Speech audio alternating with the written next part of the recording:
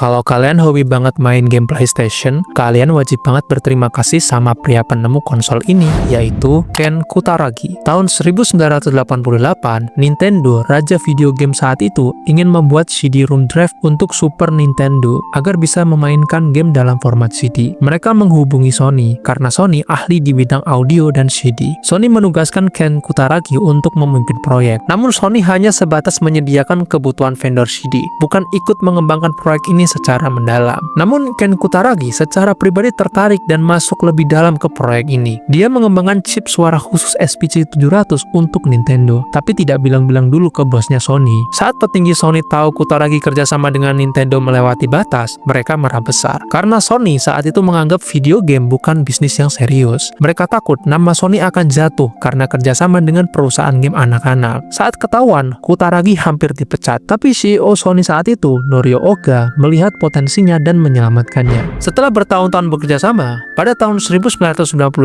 terjadi momen penghinaan besar. Saat acara Consumer Electronics Show di Amerika, Nintendo secara mengejutkan membatalkan kerjasama dengan Sony dan malah mengumumkan kerjasama baru dengan Philips, saingannya Sony. Sony merasa dikhianati dan dipermalukan di depan dunia. Sony marah, tapi Ken Kutaragi tidak menyerah. Dia bilang, daripada jadi pemasok kecil untuk Nintendo, lebih baik kita buat konsol sendiri dan kalahkan mereka. Meski banyak orang di Sony menolak ide itu, Kutaragi dan timnya terus diam-diam mengembangkan konsol game dengan dukungan terbatas dari pimpinan Sony. Inilah proyek PlayStation, mesin game berbasis CD-ROM yang lebih kuat dan canggih dari konsol yang ada saat itu. Sony juga tidak punya pengalaman membuat game, sementara Nintendo dan Sega itu sudah mapan. Namun Kutaragi terus berjuang siang dan malam, bahkan menggunakan dana pribadinya untuk membuat prototipenya saja. Akhirnya, pada tanggal 3 Desember 1994, PlayStation resmi dirilis di Jepang. Hasilnya laris manis. Kemudian diluncurkan secara global tahun 1995 dan sukses besar. Setelah itu, PlayStation berlanjut ke generasi 2, 3, 4, dan sekarang 5. Semuanya sukses berkat proses yang luar biasa.